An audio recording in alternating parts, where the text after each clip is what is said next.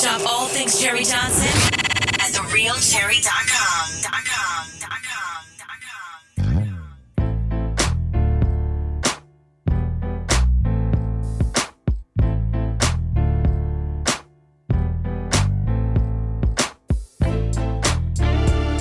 Hey, and welcome to Cherie's World Podcast.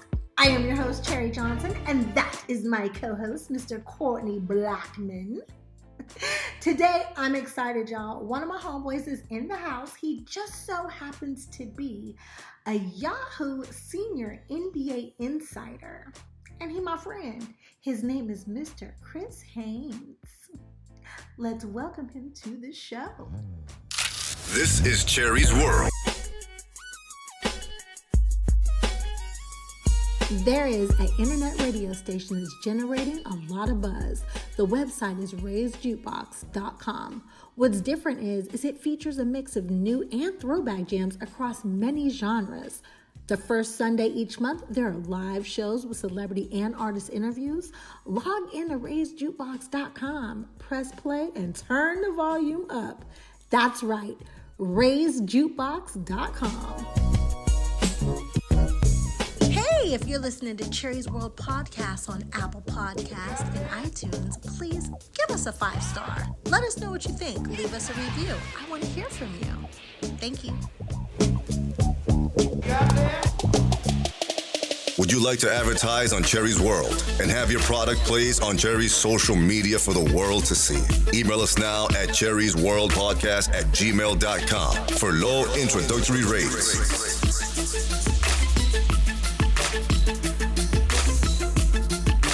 Cherie's World Podcast. Get heard. Welcome to Cherie's World.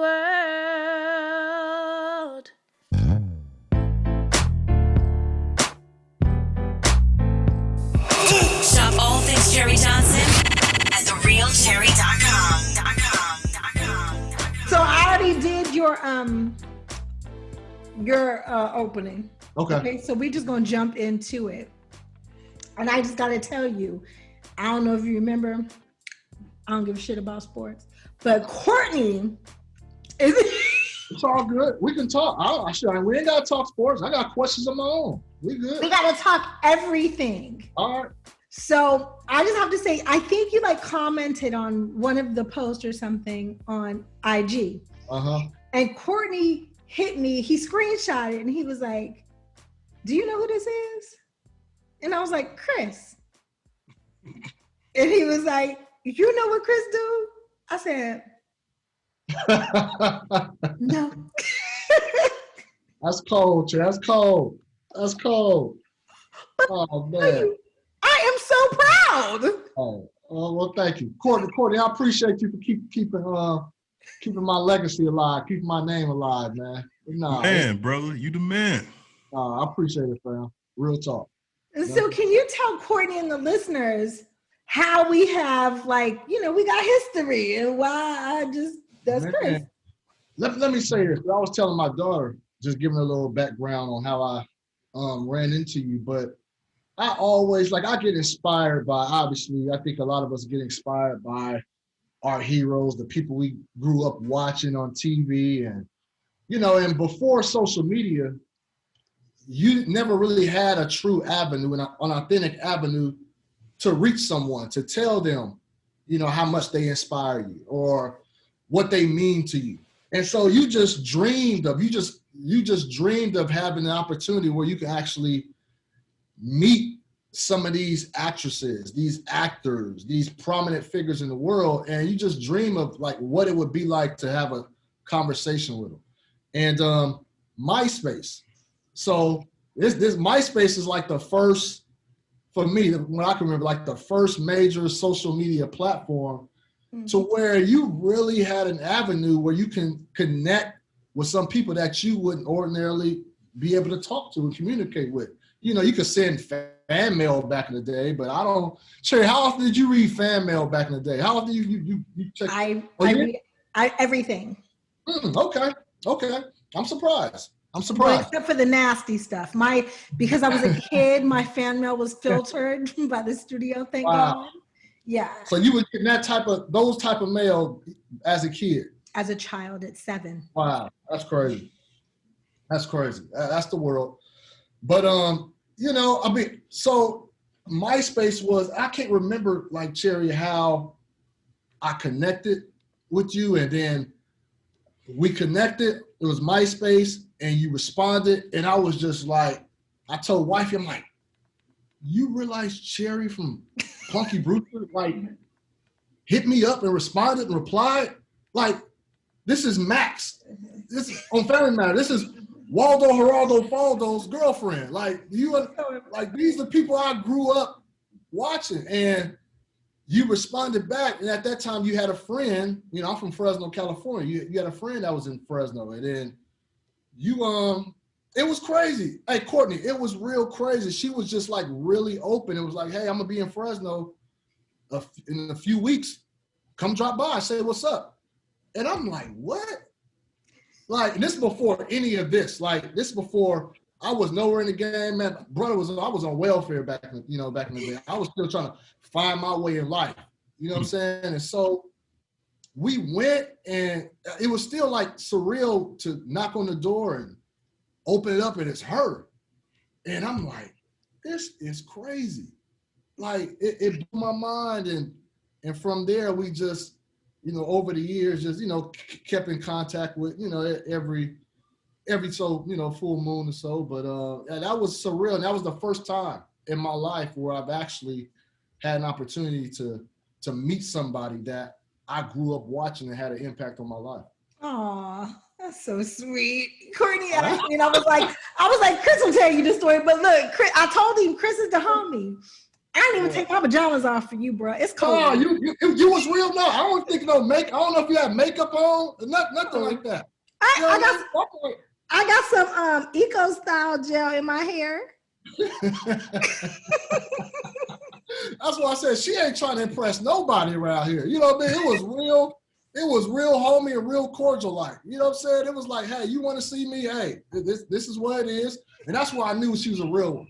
I knew she was a real one. And then just being around her from that time, just, checking out how she talked, I'm like, okay, this ain't Max, or this ain't the Cherie on Punky Brewster. This Max from from around the corner, from around the way. Yeah, so I'm the homie.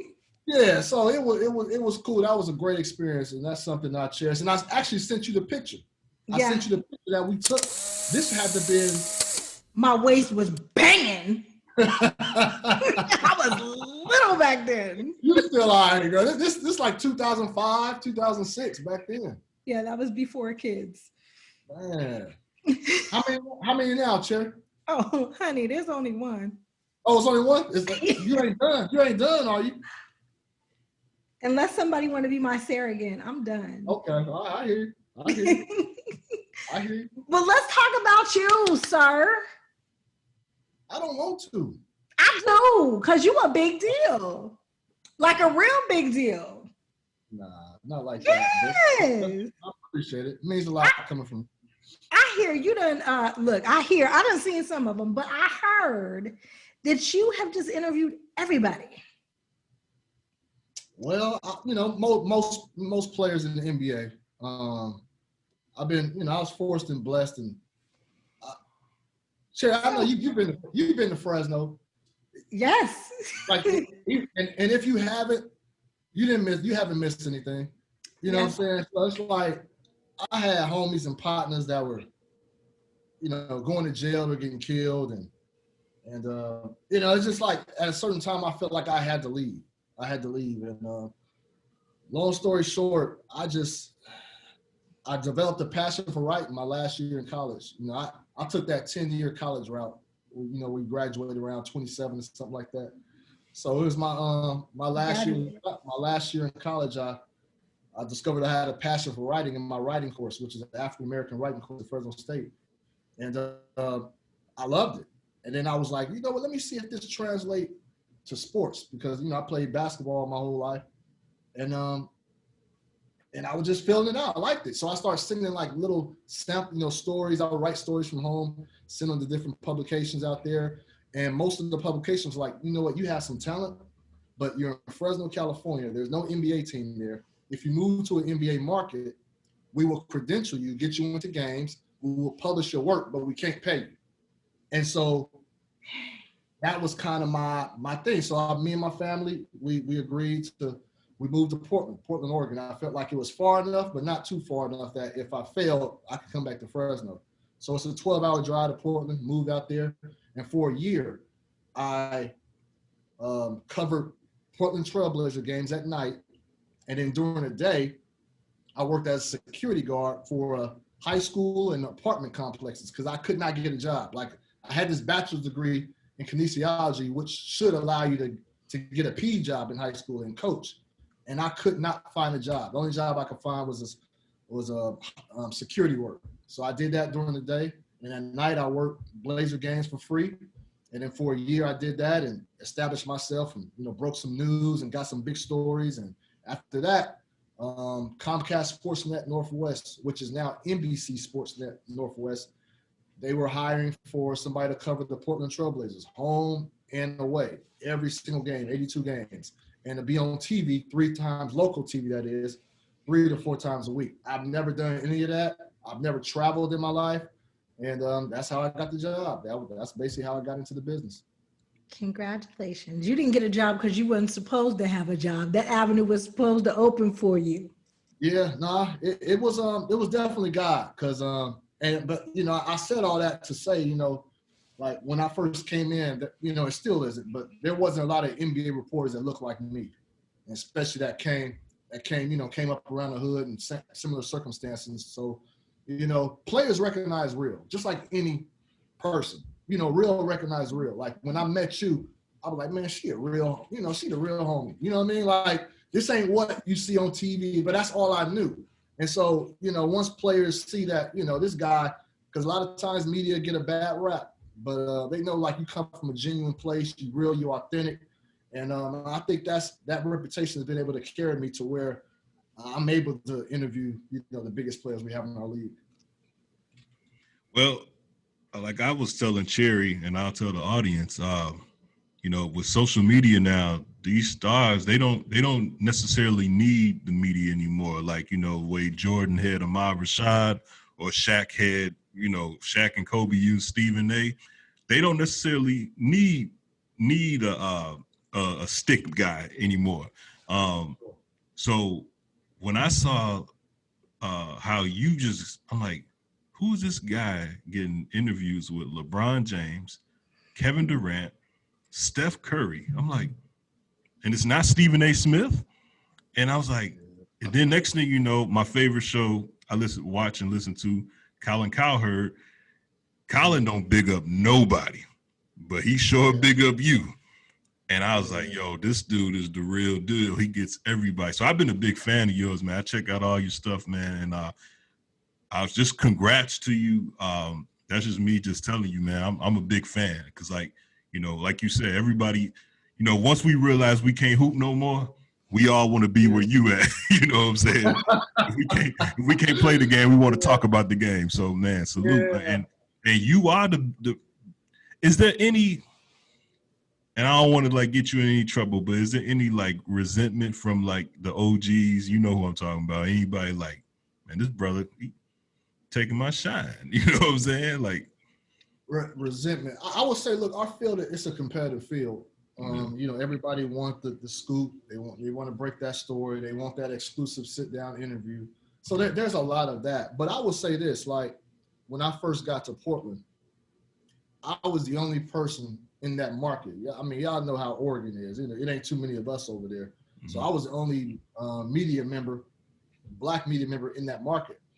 And then I remember when I first walked into the locker room, the Blazers locker room, the players looked over. They was like, who's this dude? I think they thought I might have been a player because I was still, I wasn't far from moving my college days then, and that automatically, I'm gonna be real, like they were intrigued. Like, what is this dude about? Like, he looks like one of us, but he's dressing kind of funny. Like, who is he? You know what I'm saying? My game wasn't on point then. My attire wasn't on point there. You know what I mean?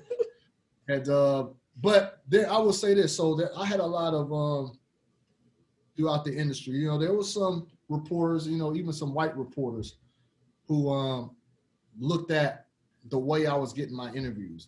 I used to hear people saying, he's only getting these interviews with these players because he's buddy-buddy with them. Because he's trying to be their friend. He's not doing his job. You get that. Yeah, you get that. And what that comes from is just they're mad and upset because I'm coming in and they've been in the market forever. Yeah. And I'm coming in and just getting these guys gravitating towards me, giving me everything, giving me these one-on-ones. And I got that. I understood it. But it's still like that, from time to time. It's like the ones who can't get those interviews, the only thing they can say is that, you only get them because you're buddy-buddy with them. Look, I still got a job to do, like all these players do. I remember, I'm going to say this real quick and I'll move on. I remember my first year when I was working for free. Like, I haven't been in that media game. I didn't understand it. And so I was so close to a lot of players where they were telling me everything. Right. Like, they were telling me everything. And then, like, months later, you'll start to see these reports break from other markets. And I'll be like, hold on, damn, like, I knew about that. You know what I mean? Mm-hmm. That let me know I was a little bit too close. And so the second season, I had to go to the play. I'm like, look, guys, I value our friendship. Whatever we talk about on record will never be disclosed. But just know, like, I got to do my job. Like, you know what I mean? Like, I will never break a promise. There'll always be trust there. But just remember, I still have a job to do. Like, these stories can't be breaking everywhere else, and I'm knowing about it. So if there's something that you really don't want out, we probably shouldn't be talking about it. And once I established that, things have been a little bit smoother. So, that's kind of the resentment I got from, within my colleagues, the ones who were kind of jealous of not securing those one-on-ones. Your coworkers, Sekou Smith? Oh, man. Yeah. Sekou Smith was, he just passed, those don't know, he's NBA, worked for the NBA TV, NBA.com. Sekou Smith, he passed of COVID-19. He was battling for about a week and a half, and I spent time, I was in the NBA bubble where they had the last season, where they had it in Orlando, and me and him, we were there for months and just established, we've been good friends for the last 6-7 years, but really established a real genuine rapport because there was nothing to do in that bubble. And, we didn't have our women with us, and, it was a struggle, if you know what I mean. And so we had to, we had to, figure out ways to keep ourselves engaged. And so we used to ride bikes every day, and we had some nice conversations, man. And he just passed. We did not see this coming. We did not see this coming at all. And I'm so glad to see all these NBA teams paying homage and giving moment of silence tributes before the games and reserving sections in the media room for his name. He was a funny dude. He was short. He was like 5'6", but always walked into the room like he was 7 feet tall, man. He was a funny dude, a defiant dude, but still everybody liked him, man. So, yes. I wanted to make sure that on behalf of the show that we give you our deepest condolences. Thank you. I'm here, like he lives here in Atlanta, and I came here, like I said, I was moving my daughter into Clark, Atlanta, over the weekend, and so I came just for that, and then he passes while I'm here, and you guys know that, it's a helpless feeling. I don't know if you guys dealt with somebody who's passed, but it's a helpless feeling because usually, when somebody's sick, got the flu or something, like, you can go over there and kind of like be with them. And with this, like, I'm helpless. Like, I'm here in my homeboy's city. You know what I'm saying? And I can't even go over there. I can't even go to his family's house and be with them. And so it's tough. It's tough. But, thank you for mentioning him. That's a big loss for sure. I heard he was a good dude, man. I listened to the brothers talk about him last night, man. I was like, wow, just hate to hear about that kind of stuff. Well, Courtney, he's a real one, man. It's like, it's funny. It's just like my interaction with Cherie when I saw her. I'm growing up. I never talked to anybody that was in any movies, in films, TV shows. So you have this perception of them, like what they are on TV, their character, their role. And similar to a lot of public figures. You build that.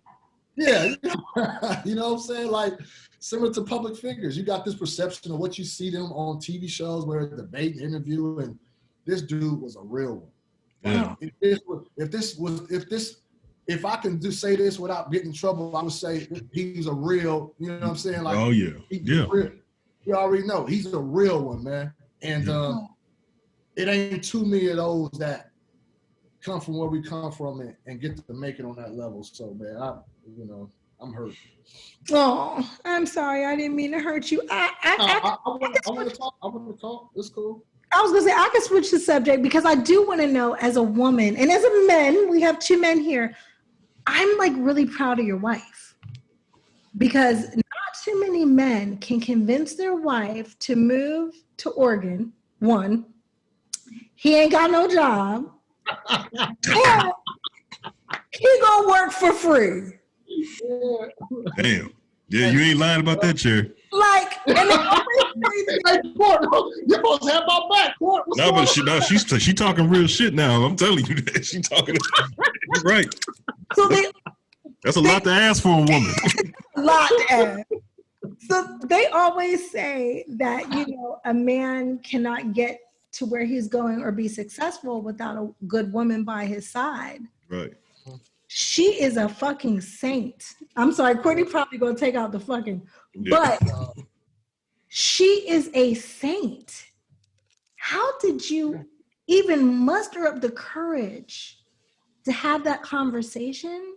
And how did you know that she was the one? Because she definitely the one. Yeah. Let me tell you, if you look left too hard, I'm gonna smack your head back right. Because you ain't never gonna find another one like that, ever. Yeah, we've been together. I was 17, she was 15. We first got together. Sounds familiar. Yeah, we've been married for 17 years now. But man, you want to say? It's beautiful. I'm sorry, I ain't trying to get all up in your business, but homeboy. No, it's good. This is podcast. This is podcasting right here. You supposed to talk, have conversations, reveal some of these things. So that's a good question, Cherie. Like, she did not want to go to Portland. Obviously, I didn't have a job. I had a degree. I felt like I was going to get a job, but I wasn't. We were on welfare at that time too. So, hey, don't get me wrong. Like, we had battles. Like, our first 10 years of marriage. Like, I don't care. You're still together. we are still together. No, we are still together. But I'm just speaking on just how we got there, and it definitely was me not having a job. Definitely was an issue. Because I was still like, I had hoop dreams. Yeah. I was still like, man, I want to go to the league, or I want to go play overseas. And so I convinced her. This what it was, Cherie. She gave me a year. What was it, a year? You gave me a year in Portland to see if I can. If I'm saying it wrong, come say it straight. Okay. So we picked Portland, and she went to school in Portland, and she gave me a year. She was like, I'm gonna give you a year to figure it out. If not, we gotta, something's gotta change. And luckily I was able to get my big break in a year. But no, definitely there's not too many women that would have allowed me to be chasing these hoop dreams for this long. And I had jobs here and there. I wasn't a complete bum now, you know what I mean? Right. I was. I definitely didn't have a career for sure. Amazing. Like, that makes me even more proud. Just to know that you guys made it through, to know that you found that one that would have, because let me tell you, I'd have dumped your ass quick. You crazy. Hey, I had a good heart though, man. Like, look. A lot of people got good hearts. I eat a lot. You know what I'm saying? I think it's the way. I think it's the way Cherie broke it down. Like, she made it, like the way you said it, Chris, didn't sound that bad. The way Cherie said it, she made it sound so cold. Like, Yeah, she went, well, hold on, babe. Didn't have a job. You wanted to move away. Hold on. I got to let her set the record straight. Go ahead. Come on, baby. What record you want me to set straight? Keep it real, whatever. How was the initial, the job? This is my wife, Charlotte. So the initial, was it I just didn't want to work, or was I? No. He didn't want no job, y'all. He didn't want no job. No, he was focused on doing that, but like I tell Chris, he always be telling half of the story. Well, tell it before. It was definitely a struggle, but we actually made an agreement about moving to Portland because I was going to get my master's in counseling, and so and they had he was trying to get more journalism courses at the school I went to, and so I did give him like a year, and you know he hustled on that, like he said, working the what was it, the security job, yeah. And it was super crazy. Like it was crazy, like going, you know, seeing him go and do all that stuff. And then when he first got the job with like Comcast, we were like really living like it was paycheck to paycheck, you know, because he had to get reimbursements. It was just bananas. And we had 4 kids. Like as soon as we got there, I got pregnant, and we had 4 kids, and he got the job. It was like December 5th. Like a paid job. Wow. And yeah, it was crazy, and it's not for the faint of heart, I tell you that.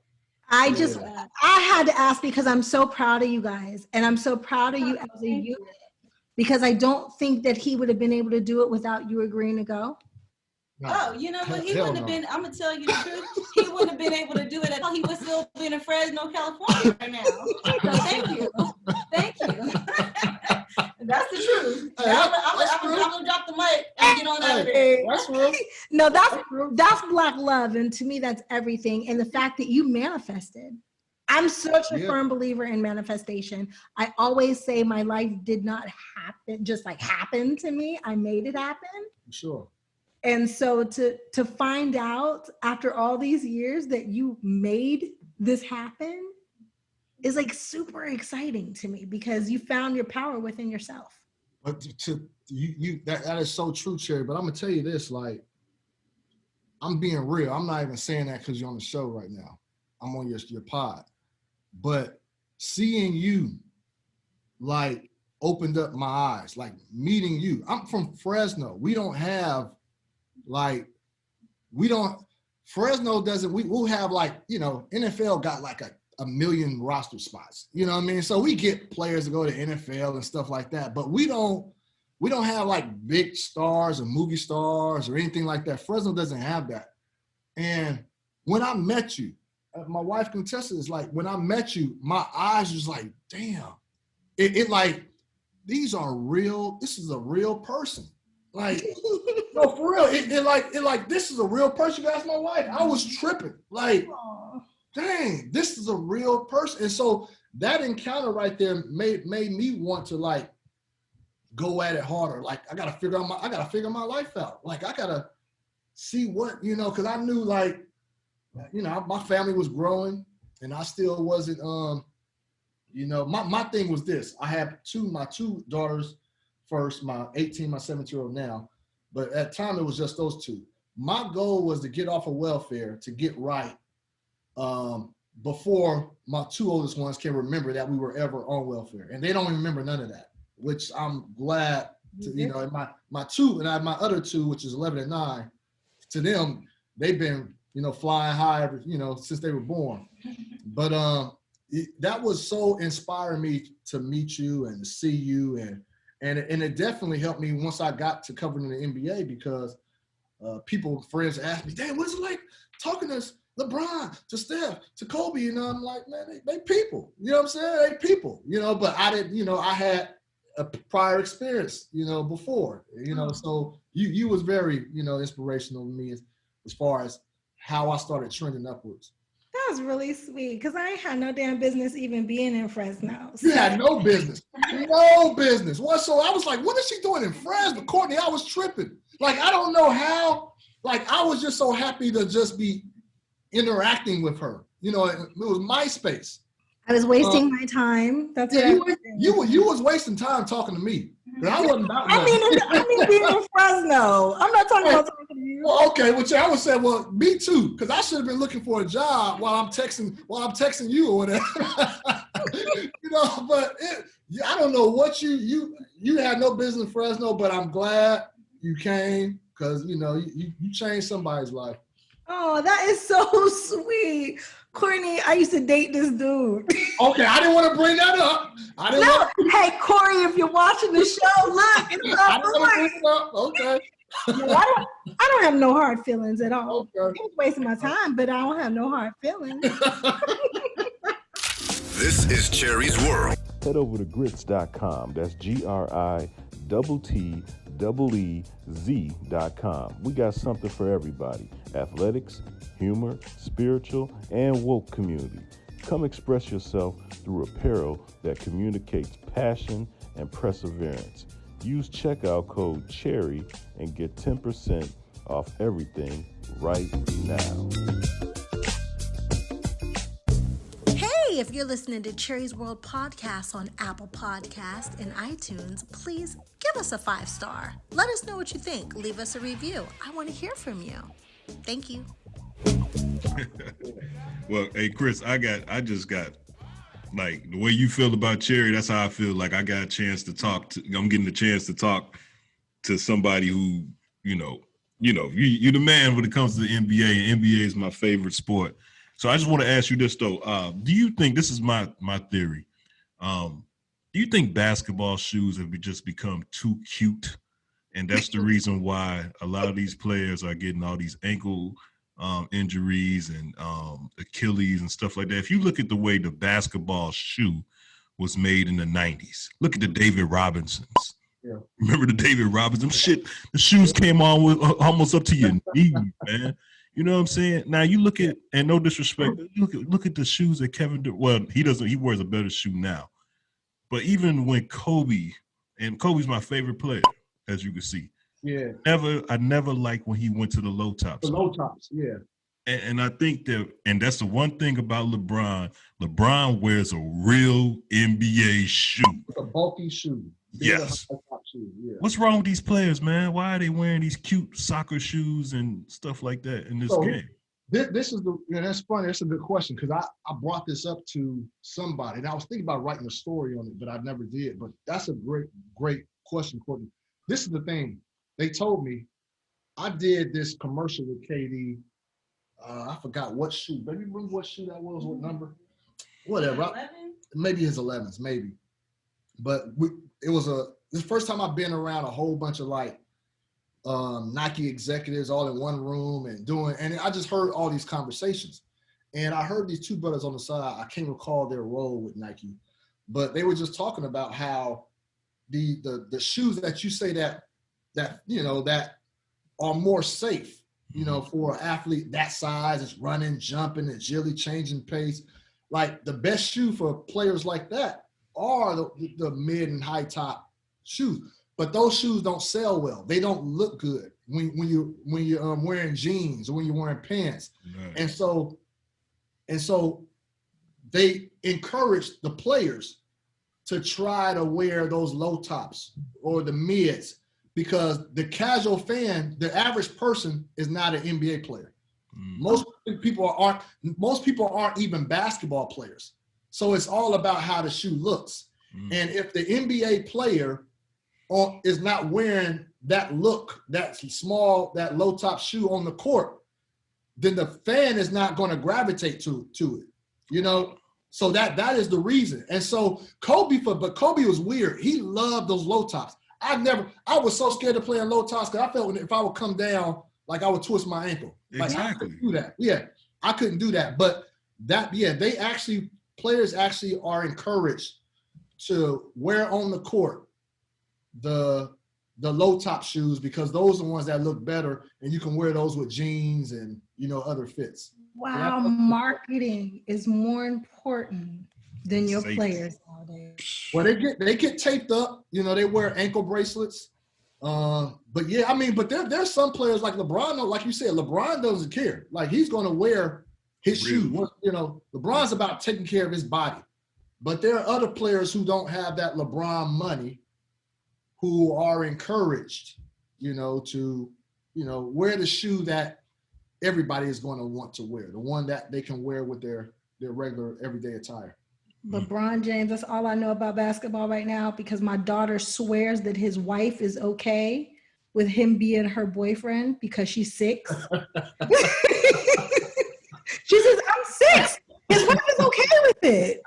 He knows. I'm pretty sure Savannah, she would be, I think she'll be okay with that. You think so? I think she'll be all right. Yeah, I don't think she's tripping. Chad, she good. I was like, I don't know, baby. That's a married man. She's like, no, his wife is okay with it. Yeah, they okay. I agree with her. I think she approves. Y'all agree. Michael Jordan and LeVar Bell. Uh-huh. Do you think before the season's over they're gonna play one-on-one? So LeVar is very ball. LeVar. I love LeVar. Jordan ain't doing that.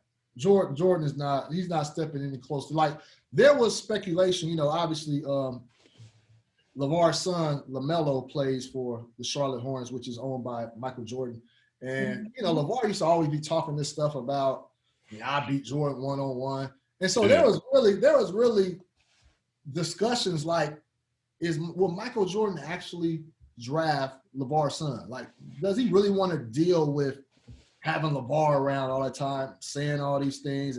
But LeVar, as you guys would know, like, it's night and day as far as LeVar's behavior his first few years when Lonzo was in the league compared to now. Like, he was saying something every day. And I have a LeVar story that I was at ESPN at this time, and this was Lonzo's rookie year. So LeVar was saying something every day. And I just thought it was cute at first. Like, I thought it was funny. And I went to him after a game, and the Lakers had lost. And so I go to LeVar, I'm like, can I interview you? Yeah. Okay. So I had a recorder on him, and he started talking about Julius Randle with the Lakers. Julius Randle with the Lakers at the time. He's like, if it wasn't for Julius Randle, we should be winning. He should have passed the ball to my son, and we would have blah, blah, blah. And so at that time, that was like, man, this is rare that a parent is talking about his son's teammate in the NBA. Like, it's rare. And usually, like, if in the media, we talk to a lot of the players' parents, their agents, they'll give us news and information. But this was like, he was saying this publicly. And I ran with it. LeVar says blah, blah, blah. I felt funny running with it. But it's like, if any other parent really told us something was going on in the locker room, right? It's kind of news. But being that LeVar is used to saying so much, it kind of watered down the authenticity of what he was saying. And so we had to work. And so LeVar now, you don't really hear much from him. But Michael Jordan is not doing that. Michael is about preserving his legacy. And so letting LeVar get one shot off on him and score, it would take Michael already doesn't like the Jordan memes.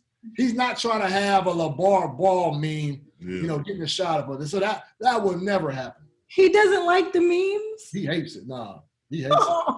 He hates it. He hates it. I honestly thought LeVar was going to become a Kardashian. I did. Well, as long as LeVar didn't, I'll leave that alone. But no, he's not. He's not. He's not. Chris didn't want the competition, or I'll leave that alone. I don't need that headline out there. I don't need that headline. But LeVar, he's cool. He's a cool dude. I love what he was trying to do. Trying to start his own shoe company. Go against the grain and empower his sons, empower his family. But it's hard to do. Things, starting as you guys know, startups are hard to manufacture. But I got nothing but love for him. Now, I actually have a kind of an insider in the NBA too, that kind of gives me information here and there. I don't know if some of it's true, but I'm gonna ask you a question. All right. And might get messy, but I'm gonna ask you anyway. In 2017, this is what I heard, that LeBron James was texting Chris Paul during the NBA Finals, trying to get him to come to Cleveland, and that's the reason why Kyrie got mad and left and demanded to be traded. I got this source from a teammate that was actually on the that championship. Not that, no, they didn't win the championship team. They lost to the KD and Steph Warriors. Now, the source that I have told me that LeBron was actually texting Chris Paul, trying to get him to come and be the point guard, or actually play. And I think Kyrie, from what I was told, Kyrie got upset. And is you gossiping? Yeah. No, this is called sourcing, right? It's not gossiping. This is sourcing, right? And you got a good source right there. Somebody that was in there. Yeah. I would say that. So I was working for the Cleveland Plain Dealer, covering LeBron during that time. And this is what I remember. I can't remember if I heard it was Chris for sure, but they were in the midst of trying to put a trade package together in which they would get Paul George, the Cavaliers. And part of that trade was also including getting Phoenix in on it, and they had Eric Bledsoe. And so that's the trade that I remember that almost went down. Like, it was a snafu at the end. And Kyrie got wind of that trade, got wind that obviously when there's a trade going down, that's Lakers related, Cavaliers related, even Miami related. If LeBron's on the roster, right, it has to go through him, and most likely has to get approved by him. So Kyrie found out. Now, that's something I can't recall because it was like 3-4 years ago, but Bledsoe was going to be a part of the deal. But regardless, Kyrie did get mad after he found out that some point guard was supposed to be coming over here. And, you can understand what Kyrie felt like. They won a title together. You know, he feels like, that was he hit the biggest shot in Cavalier history. Yeah. And Kyrie's like, I'm telling you, like, he's one of the, like, toughest guys I ever covered. Like, he's different. And he's different. I'm pretty sure your source told me some things. But he was, I wouldn't dismiss what you just said at all. Can we tell Cherie something about Kyrie? Kyrie Irving believes that the world is flat. No, I'm serious. Right. For the aunties out there, right? Aunties want to know, what is the difference between sourcing and gossiping? Ooh, man. Damn, you hitting me hard. You hit me below the belt right there. I mean, I'm just saying, because I got some sources who be telling some things too. Yeah. The difference is you don't care, though. That's the reason why you don't care. Yeah, I totally don't. Gossip does this to me. It's like, but this is not gossip. This affects the way we gamble or watch the game next year. Just so you know, I got family members I don't even talk to because, like, I can't. But this ain't gossiping, though. I don't have girlfriends, Chris. Like, all my friends are dudes. Because the second, like, they start such and such, I'll be like, oh, you already know. Chris, please explain this to her so she don't think I'm gossiping. No, I just want to know. If you gossiping, that's your thing. You know what I'm saying? I'm not gossiping. I'm going to check out. But what is the difference between sourcing? Because I got a source that say this girl named Kimberly, she's pregnant by my other friend, baby daddy. This is not the same thing. We're not talking about personal.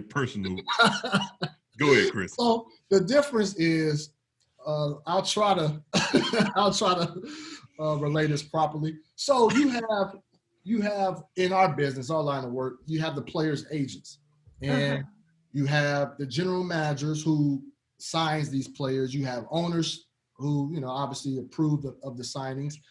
And then you have family members. But in my job, it's like you have to, just like any relationship, you have to build trust to a point to where, like, it's this. Like, there's certain things that's just off my radar. Like, can't no agent or some GM say, hey man, such and such is missing the game because he got caught in a room with another woman. His wife found him and beat him up bad, and now he can't play tonight. Like, the news for me is that such and such ain't playing tonight. Right. You know what I mean? That's the news. I'm not putting out the personal business. And so, I mean, is it gossip? I mean, to a certain extent, it could be gossip. You could consider it that, but it's not gossip. It's not. It's sourcing. Y'all just gave me vocabulary words. Hold on. Is gossip true? Do you consider gossip to be true? Are you gossiping if it's true? I done heard a whole bunch of gossip about me that ain't true. Okay, well, then that's not gossip. I'm reporting real facts out there that pertains to basketball as it pertains to what's going on the court. To me, that's fair game.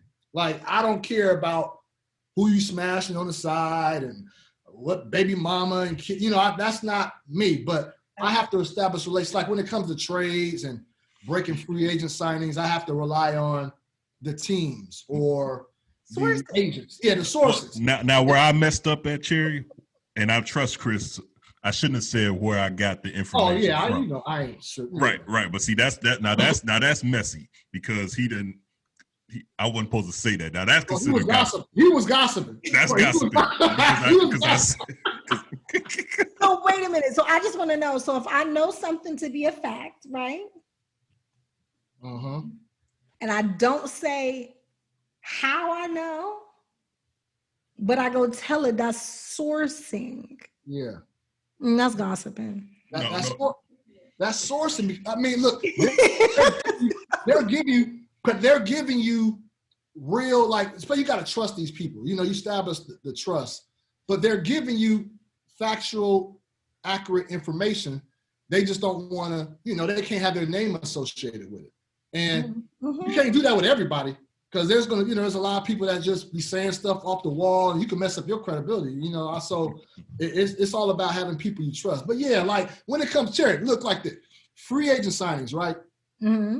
The NBA has a window to where the first 5 days of free agency, a player can agree to a contract, but they can't officially sign that contract until the 5th day. Just give me an example.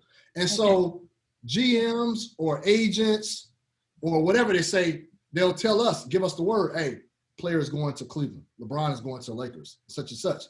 And if they were to, if I were to put it out that such and such agent told me this right now, the player would get fined, the team would get fined, they may not be able to make that. And so they're giving me the scoop. They're letting me have it. This is what's going to happen, but you didn't get it from me. So those are that's sourcing. Gossip, and the players know. A lot of times the stories that I break, the players know that I'm going to get it, and they're okay with that. So I'm not going behind anybody's back. And sometimes the players will give people like Chris a story just to stir up some stuff, just so they can get more money or. All entertainers do that. Media is a game that most outside people don't know. So are you a fan of, because this is your, now, are you a fan of TMZ? No. No, she's not. In fact, I got an email the other day because we're starting to do Punky Press now. The Punky got rebooted. Congrats. Thank you so much. That Harvey requested an interview, Harvey and some other person, and I was like, hard pass. I am going to do like Good Day LA. I'm going to do Good Morning America. I'm going to do media, right? Yeah. But I'm not doing paparazzi. I respect that. And I had to watch the way I said it so Courtney doesn't cut it out. And then my manager hit me because TMZ hit my managers, my agent, and my PR, and sent the same message basically. And I told them all hard pass. Now my manager is like, well, maybe you should do it. Da, da, da, da. And I'm like, did you forget they lied on me? Yeah. A couple years ago, I was doing Playboy. After that, I was dating Ricky Rimmons. I'm not doing TMZ. They're not my friends. I have no respect for Harvey. Okay. Because Harvey has no respect for anybody else. Anytime Vanessa Bryant is not my best friend, I will keep my opinions to myself. But anytime that she found out that her husband and her daughter was gone from TMZ before the family was notified, I have no respect for that. Yeah. And that's what I'm telling you. That's the difference. Like that was, you can't find out that way. Like wrong. Yeah, that's going to. They have no integrity. Yeah. No, you're right. You're right. And other people in your position play the game of giving them their access. Well, because he believes you. That's what a lot of people do. The people on the outside doesn't realize if you drop a dime, if you tell a story, like I understand why I was engaged to Ricky Romance. Mm-hmm. They paid somebody $1,500 for that story. Yeah. It wasn't me. Mm-hmm. And that's why I don't appreciate it, but I understand it. Nah, that's real. And that's perspective right there. That's respect. And I appreciate the integrity in that. Because like I said, most people in your position would give them that, just out of favor, just to stay in their so-called good graces. And, I respect that. Yeah, no, we don't do that because what is TMZ calling me in for? To ask me about my friends? Yeah. No, you're right. You're right. I don't play that. No, you're right. Don't ask me shit about nobody in their business because first of all, 9 out of 10, I don't know because I ain't listen. Uh-huh. And second of all, if I do know, what make you think I'm gonna tell you? I'm gonna tell you. Yeah, I know. Yeah. I know. So you said, I'm going back to something you said initially. You said you intentionally do not talk to some of your family members because yes, they'll spill or not even spill. They'll make some things up and when they don't know what's going on, they send a little cousin in to try to peel information. Like they just messy. Yeah. And they constantly talk about you. And then I got this little cousin who she's so cute, but she was born with, she's delayed. Okay. So she repeat everything they say about you. She tell you. But they send her, because I talked to her, they send her to gas me up and get the information. Yeah. Nah. But yeah, they talk about you bad. That's so no, why am I going to involve myself with that? Yeah. And then for you, somebody who's been in the spotlight, ever since you were a child, like I can only imagine like things you had to go through or the barriers you had to put up. When your own family talk about you bad, when strangers start doing it, it don't make no difference. You don't care. And it probably hurts more because it's coming from your family. It don't hurt no more. Oh, okay. It's been happening. I'm 45 years old. Yeah. You said you're a real one, ain't she, Chris? She real. That's what I loved about it. I'm telling you. I found that out. That's what I loved about it. I'm like, man, that's what I'm talking about, man.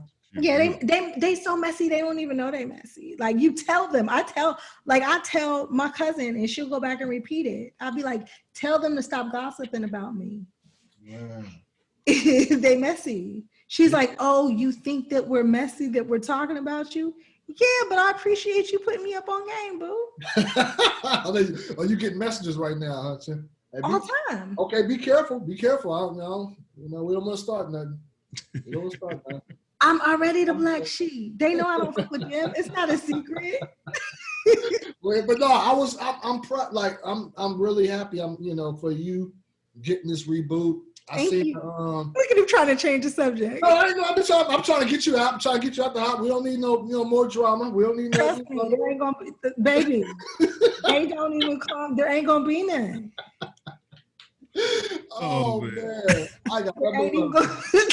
ain't gonna be none. But thank you so much. Okay, I'll change the subject.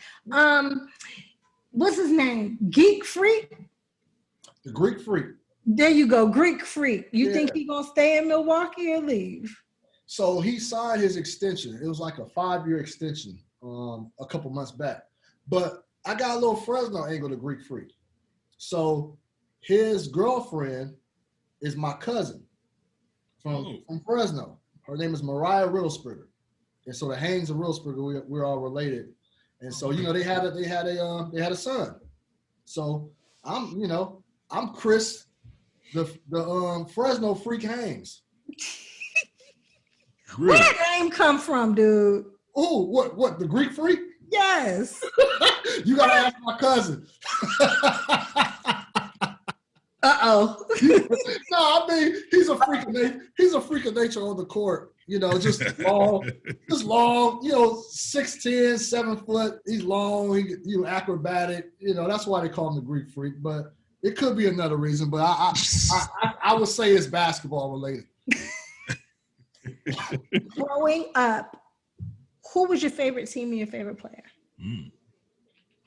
My favorite team was, Michael Jordan, Chicago Bulls. Chicago Bulls were my favorite team. But my favorite player, and it's funny because if you were to know me, most people think my family thought I was crazy growing up.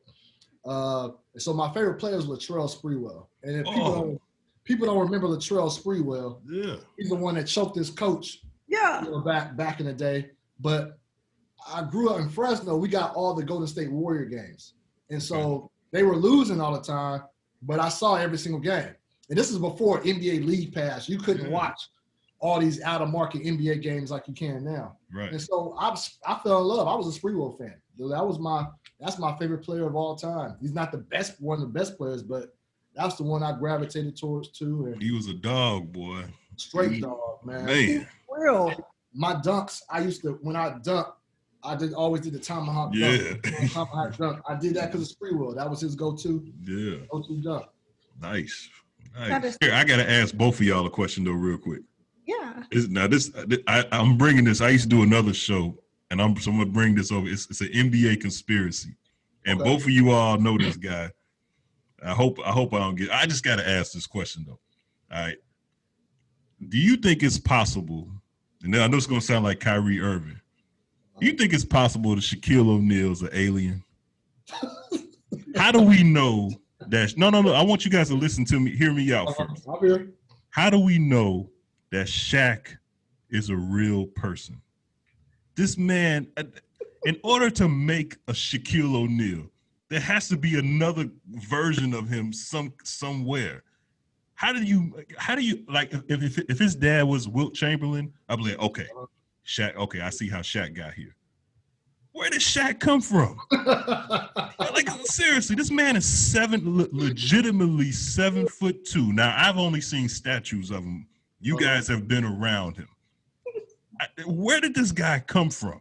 And so, not to sound like Donald Trump, I want to see his birth certificate. I met his mom. Okay, I've seen his mom, and she's average size height.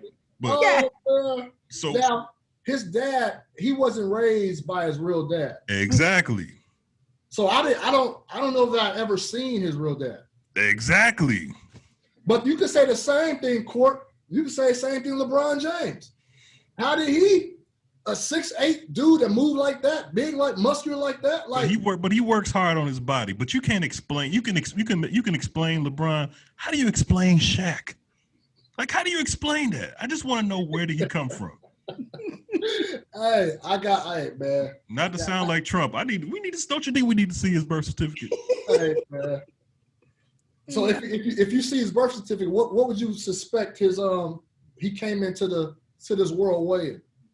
I don't know. I mean, there's a good book.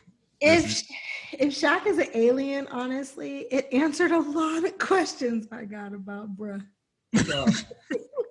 I mean, in that case, you put him in that category. There's a lot of players out that I would like to know. Not player, people too. So you just can't make it up. Like there's some people I know. Dad is 6'1", mom 5'9", and they 6'8", 6'9". I'm like, how does that work? Like, I gotta know who was delivering milk at that time. Who was the mailman around that time? But you've never seen anybody else walking around Earth that looks like Shaq. I mean, there's a lot of tall men in this world. Shaq is not tall. Shaq is not tall. Shaq is a giant. I'm gonna tell you this. There is some and I don't mean to do this, and just I apologize in advance for thinking this way, but there are some 7 feet people out there, and I see them, and they'll be like working at these most obscure places. I'll be like, dude, what were you doing? Like, hey, thank you. Come on, man. Like, that's my I could have had that. You could have gave me that hat. Now, Cherie, you don't know this, but I know we're getting off, but there are a lot of 7 feet NBA players. They don't like the game. There's a lot of like they don't like the game. The only reason they're playing because they're 7 feet and they can do it and get paid a lot of money. But they don't like the game. And so that's my point. Like you can't be. I'm lightweight playing, so don't take me serious. But I just see 7 feet people just like painting a house. Or on top of a house doing bricks. You're not playing because I met this dude. He's in Pasadena, California. He's fine as can be. I just knew that nigga had to play ball. Yes. He didn't play no ball? He is the cashier at CVS. And look, some people, even if you're 7 feet, you're just not good enough. I got a problem with the ones that just didn't play. Wait a minute. He said he was never good. I was like, you ain't got to do nothing. Just stand there and go like this. Yeah. Wait, there's no such thing as a 7-footer that's not good enough. Hold on. I ain't calling my boy out, but I had a 7-footer on my team. Bro, he wasn't making it to the league, bro. He wasn't. Hey, because one thing about being 7 foot, not all of them can like run agile and timing and stuff like that, be able to time and jump. Like we take those things for granted because we small. Like I'm 6'2". We can do that, but it take a lot to be able to run up and down, change pace, change speed. So, I'm just like, man, that height could have been used for 6'2" is not small. I'm 5'6". 6'2" is not small. Well, in my world, walking around, people I walk around with, I'm typically the smallest person. Cherie, I got to ask one more question. I had this written down, and this is a theory of mine. Now, do you remember when LeBron played for? Now, this might be low-key gossiping, Cherie, so you might got me on this. But I need to ask. Do you remember when LeBron got mad at? You remember when LeBron got mad at Phil Jackson? Yeah, when he called the posse right? Stuff, right? Okay. Right after that, Phil Jackson and Jeannie Buss, they broke up. Right? It was right after that? Yeah, about a year maybe so. She made a public announcement saying we're not together anymore. So you're saying that? I think that Phil and Jeannie are still together. I think they're still together. But she had to say they're not together to get LeBron. To get LeBron. So this was a years in advance. This is a year in advance planning that they were going to cause this fake breakup just so LeBron would consider them once he became a free agent. Am I crazy?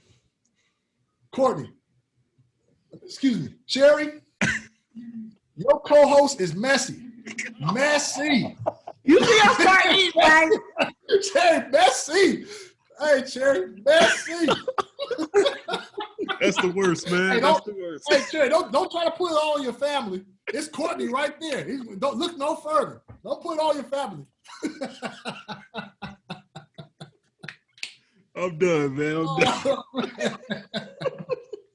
Hey, I swear my pockets, man, every time I come home, man, they be coming up with these things too, man. I be like, man, what y'all be doing with y'all time, man? Like,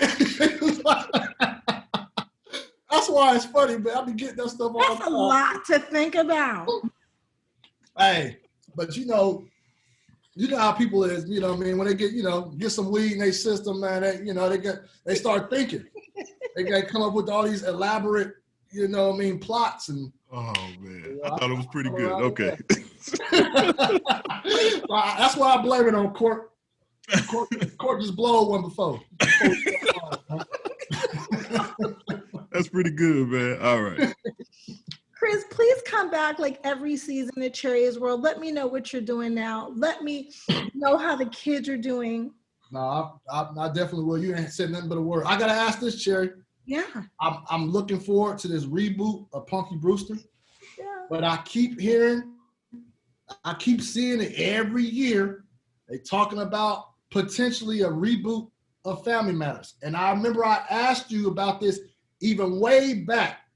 Is that a possibility? And if it's a possibility, is it a possibility that you will be a part of it? And I'm gonna tell you this, before you answer that, your boy, Darius, your man, I saw an interview with him not too long ago, and he was like, if I'm a part of it, if it gets started, he said, I'm bringing Cherie. She has no choice but to come on. So That's what why I you love say? that dude. Yeah. I am gonna do whatever Darius tells me to. That's what I'm talking about. You hear that, babe? You hear that?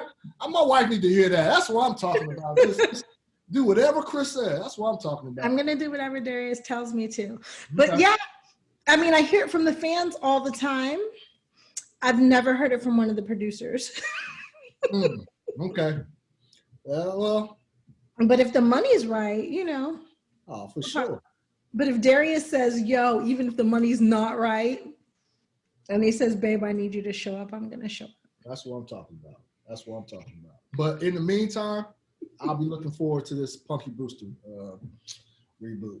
So. Thank you. I pray that you enjoy it. I thank you so much for growing up with me and continuing to grow with me and letting me grow with you. It's all good. It's all family. It's all love. Absolutely. You guys got bringing me in. Black love goals over there. We tried, girl. I want to be able to trust a man like that. Oh, girl. You know. Baby, we'll move out of it to a different state and you won't got I'm not gonna say it hasn't been easy. That's love. I done got kicked out multiple times. But she let you come back, so it don't even matter. Yeah, that's true. Well, it don't matter. Well, it matter when I was out.